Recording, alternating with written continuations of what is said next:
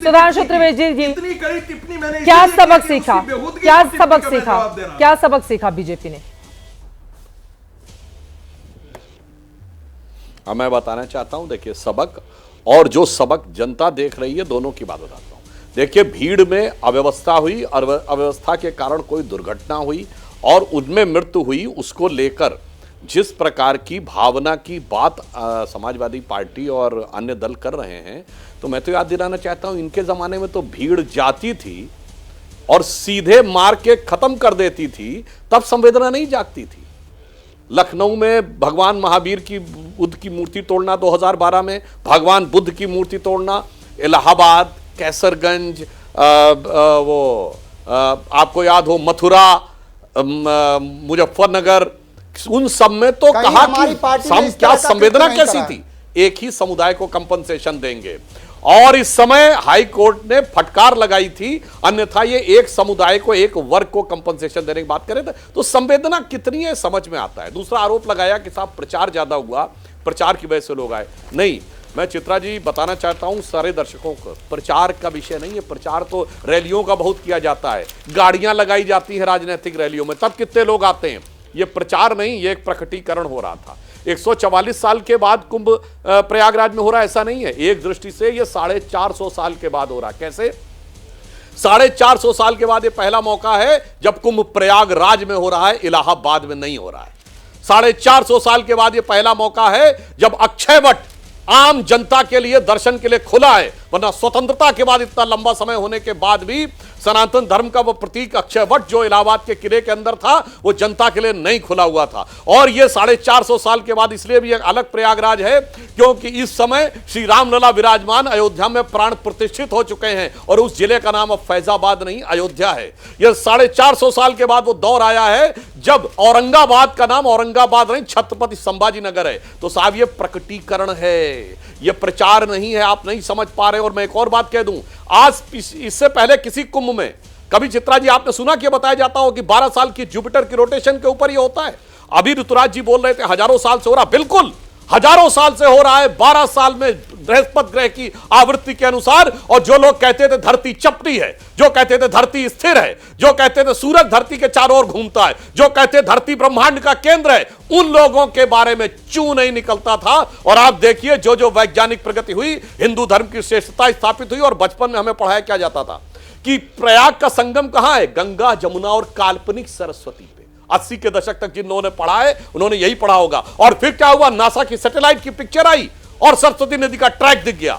अब वो और ये भी, अब तो जियोलॉजिकल डाटा ने ये भी बताया कि 5000 साल पहले वो सरस्वती नदी सूखी, ठीक वही समय जब कलयुग का प्रादुर्भाव माना जाता है। अर्थात संगम में सरस्वती नदी की उपस्थिति की प्रामाणिकता विज्ञान प्रमाणित कर रहा है। 12 साल होने वाले जुपिटर के रोटेशन पर होने वाले इसको विज्ञान प्रमाणित कर रहा है। और गंगा जल के अंदर पॉजिटिव बैक्टीरिया होते हैं, उसके अंदर सड़न नहीं होती है, यह विज्ञान प्रमाणित कर रहा है। इसलिए मैं कहना चाहता हूं, यह जो प्रकटीकरण हो रहा है भारत की वास्तविक जीवनी शक्ति का, उससे जो लोग भयभीत हैं वो इस ढंग के अवसरों के ऊपर, इन दुखद अवसरों के ऊपर दुर्भाग्यपूर्ण राजनीति कर रहे हैं। यह मैं कहने का। मनोज काका जी, सुधांशु जी की बातों पर, और प्लीज अब कम से कम जुबान ऐसी बोले ताकि वो दूसरों को भी छलनी नहीं करे और आपके ऊपर भी कोई टिप्पणी नहीं हो। सिर्फ उनकी बातों पर जवाब दीजिए। मनोज काका जी, वो कह रहे हैं ये जो प्रकटीकरण हो रहा है सैकड़ों सालों बाद, ये आप लोगों से बर्दाश्त नहीं हो रहा है। देखिए सुधांशु भाई ने कई बातें करी है। इन्होंने कहा कि प्रकटीकरण हो रहा है, इन्होंने कहा प्रकटीकरण हो रहा है। नहीं, वो नहीं करेंगे। वो अगर मनोज काका जी व्यक्तिगत टिप्पणी करेंगे मैं उनका ऑडियो म्यूट कर दूंगी। प्लीज संगीत रागी जी प्लीज मेरा ऑडियो म्यूट कीजिए, उनको बोलने दीजिए, मेरा ऑडियो म्यूट कीजिए, हम दोनों को ऑडियो म्यूट कीजिए, वो बोले। देखिए सुधांशु भाई ने जो बात करी है कि अब ये प्रकटीकरण हो रहा, मैं इनसे जानना चाहूंगा कि जब कुंभ में 100 से ज्यादा लोगों की जो आंकड़े बता रहे हैं जान चली गई, वो कैसा प्रकटीकरण था। कुंभ में आए दिन लोग फंस जा रहे हैं, 300 किलोमीटर तक जाम है, कैसा प्रकटीकरण है। मैं आपसे जानना चाहूंगा, आपने विज्ञान की भी बात करी, अच्छा करा, क्योंकि संविधान के अनुच्छेद 51 में व्यक्ति की वैज्ञानिक दृष्टिकोण बढ़ाने का और उसके प्रचार प्रसार की बात करी गई है। आप, मुझे खुशी हुई कि आपने कम से कम वैज्ञानिक बात करी। इसी गंगा जमुना के सफाई के लिए जो उत्तराखंड के जो प्रोफेसर थे, प्रोफेसर सानंद, 118 दिन भूख हड़ताल पे रहे और उनकी जान चली गई। देश की सरकार ने संज्ञान नहीं लिया। मां गंगा अविरल कैसे होंगी? अविरल तब होंगी जब उसमें एक भी बांध नहीं रहेगा। कम से कम इन सब बातों का तो आपको जरूर ज्ञान होगा। बीओडी का लेवल क्या है, पानी में बीओडी का लेवल क्या है? पानी में बीओडी का लेवल जब 2 से कम रहता है तब वो व्यक्ति के लिए नहाने के लिए और आचमन के लिए स्वच्छ हो। आज प्रयागराज में जो बीओडी का लेवल है वो कम से कम 15 से 20 है। मैं आपसे जानना चाहूंगा कि प्रयागराज में आपने कितने एसटीपी प्लांट बनाए, कितने एमएलडी का बनाया, आपने बनारस में कितना बनाया, आपने कानपुर में कितना एसटीपी प्लांट बनाया? एक भी नहीं बनाया। तो जब एसटीपी प्लांट नहीं बनाया, सारे सीवर के पानी मां गंगा में जा रहे हैं, तो आप उनके सफाई के नाम पर 55,000 करोड़ रुपए डकार गए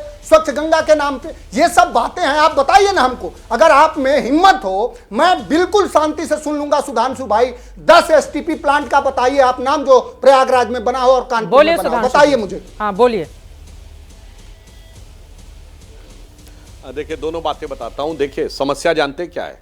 मात्र 2 हफ्ते 15-20 दिन पहले अखिलेश जी का बयान देखिए, वो कह रहे हैं कुंभ में कोई भीड़ नहीं आ रही है, ये आंकड़े बढ़ा चढ़ा के बता रहे हैं। अब जब सब तरफ जाम दिखने लगा, सारी चीजें दिखने लगी, तो अब अव्यवस्था की बात कर रहे हैं। तो मैं मनोज काका जी की बात पे आरोप प्रत्यारोप अपनी जगह है। जो लाखों दर्शक देख रहे हैं उनसे कहना चाहता हूं, इनका कहना है कि वहां पे पानी की स्थिति बहुत खराब है, आचमन करने क्या, वो स्नान करने लायक नहीं है। यही तो आपका आरोप है ना। तो मैं आज कहना चाहता हूं, आज 50 करोड़ लोग अब तक इसमें स्नान कर चुके हैं, तो 10% लोगों को तो बीमार पड़ना चाहिए था।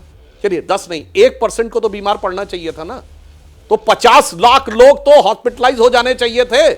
50 लाख लोग अगर इस देश में हॉस्पिटलाइज होते, हाहाकार मच जाता। बस इतना तथ्य काफी, बहुत बहस करने की जरूरत नहीं होती है। जो आप लोग आकर वो क्या है कि गंदगी वहां पानी में नहीं है, गंदगी दिमाग में भरी हुई है।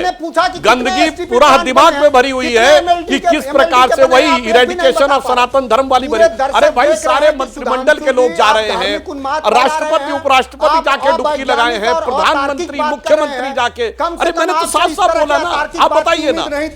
अब सुनिए, अरे भाई आपसे कम से कम मैं डाटा सुनना यही तो तर्क की बात है। सिंपल हमारे अपनी दिल्ली के अध्यक्ष ने अपनी बारी सुनिए, मनोज काका जी आपने सवाल पूछा है, जवाब ले लेते हैं। अपनी बारी में वरना समय खत्म हो जाएगा। प्लीज अपनी बारी में बोले तो ज्यादा बेहतर रहेगा।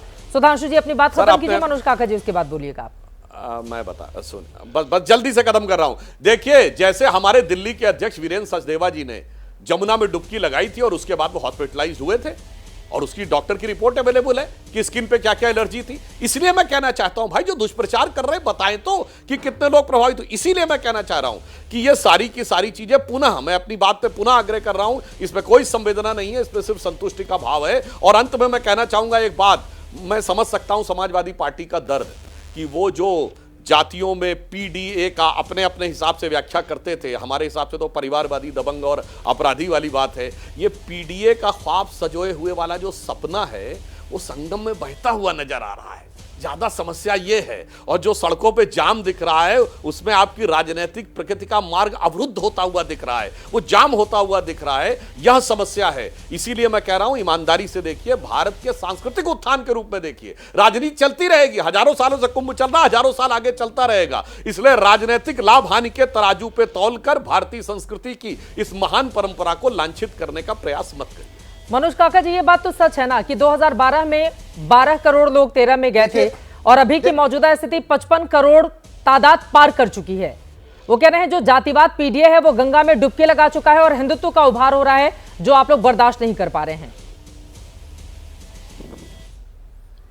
देखिए जो आपने एक बात सुधांशु भाई ने कहा, देखिए पीडीए का तो जो विमर्श है, पीडीए के विमर्श की यह ताकत रही कि उत्तर प्रदेश में 43 सीट हम जीते और आप जो 80 का आंकड़ा का सपना देख रहे थे आप 37 पर आ गए। तो आप पीडीए के विमर्श की ताकत तो आप समझ ही रहे हैं। और पीडीए के उदाहरण, और हमारी राजनीति कभी रुकने वाली नहीं है। और हमारे राजनीति का जो रास्ता है वो कभी आप रोक नहीं पाएंगे, क्योंकि वो मानवतावादी, संविधानवादी और इंसानियतवादी है। जिस श्रद्धेय नेताजी को आजीवन आप गालियां देते रहे, उस श्रद्धेय नेताजी को इस देश की सरकार ने और आपकी सरकार ने पद्म विभूषण सम्मान दिया। और मैं लिख के दे रहा हूं कि एक दिन आपको उन्हें भी भारत रत्न देना पड़ेगा। जिस कर्पूरी ठाकुर के लिए आप लोग क्या क्या कह रहे थे कि आरक्षण कहां से आई कर्पूरिया की, अब आगे के शब्द मैं नहीं कहना चाहूंगा। उस कर्पूरी कर्पूरी ठाकुर को आपको देना पड़ा, भारत रत्न देना पड़ा। तो हमारा जो समाज है, हमारी जो अवधारणा है वंचितों को उनके उद्धार दिलाने की, सामाजिक, आर्थिक, राजनीतिक, उसके नायक इस समय देश में माननीय अखिलेश यादव जी हैं। और आप चाहे अखिलेश यादव जी पर जितना आक्षेप लगा पाए सुधांशु भाई, लेकिन आपके मुख्यमंत्री आज सदन में बोले कि उत्तर प्रदेश के प्राथमिक विद्यालयों में शिक्षक नहीं है। तो अखिलेश यादव के विकासात्मक और इंसानियत भरी राजनीति का कभी जो इन्होंने बात नहीं कर पाएंगे। हमने वैज्ञानिक बात पूछी और आप वंचितों का है जिसमें पत्नी भी लोकसभा में, आप पति भी लोकसभा में, लड़ाई की बात करके सारी बातों को मिटा दिया, ये ठीक नहीं का पूरा संसद में, इसके बावजूद भी शोषितों वंचितों की पार्टी। ठीक है, 2 लाइन में सुधांशु जी क्लोजिंग कमेंट जल्दी से। देखिए, जानते क्या है मनोज जी बस एक लाइन में, यही तो जो सनातन धर्म की या हिंदू धर्म मानने वालों की उदारता वो आप नहीं समझ पाते हैं। हमने सिर्फ कर्पूरी ठाकुर जी को, मुलायम सिंह जी को ही नहीं दिया, हमने पीवी नरसिम्हा राव, प्रणब मुखर्जी जी, तरुण सबको दिया। और याद करिए श्री राम जन्मभूमि के उद्घाटन में गोली चलाने वाले अखिलेश यादव जी को भी इनवाइट किया गया। श्री राम जन्मभूमि के आंदोलन में राम जन्मभूमि के विरुद्ध खड़े हुए इकबाल अंसारी को भी इनवाइट किया गया। जिन लोगों ने गोली चलाने वालों का समर्थन किया, उसका भी किया गया। महाभारत, भगवत गीता याद है, आप पढ़िए ना, हम आप साथ पढ़ते हैं। जब वो बोलेंगे और आप बीच में बोलेंगे तो फिर आपके सवाल का जवाब कैसे मिल पाएगा? मनोज काका जी प्लीज जल्दी से उनका ऑडियो डाउन कीजिए। 2 लाइन में सुधांशु जी अपनी बात खत्म कीजिए, वक्त नहीं है मेरे पास, प्लीज।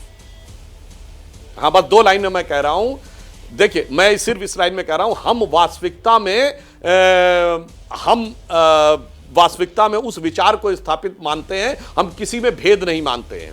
जो अटल जी की कविता थी, मुझको मानव में भेद नहीं, मेरा अंतस्तल उर विशाल, शरणागत की रक्षा की है मैंने अपना जीवन देकर, इतिहास यदि विश्वास नहीं आता तो साक्षी है इतिहास।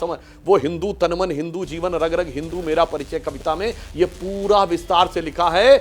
मैं तो समष्टि के लिए व्यष्टि का कर सकता बलिदान अब है।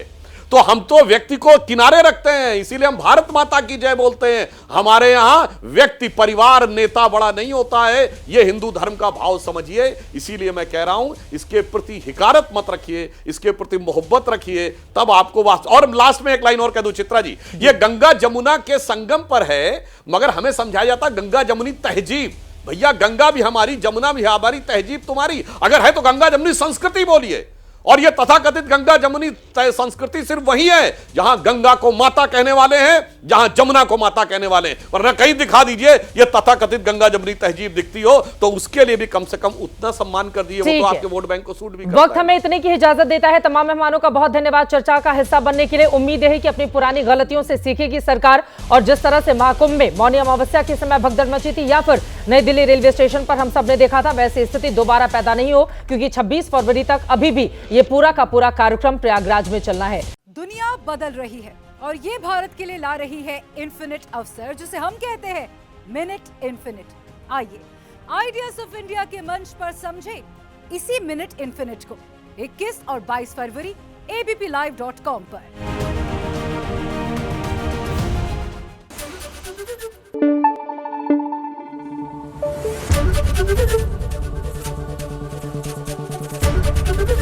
एबीपी न्यूज आपको रखे आगे।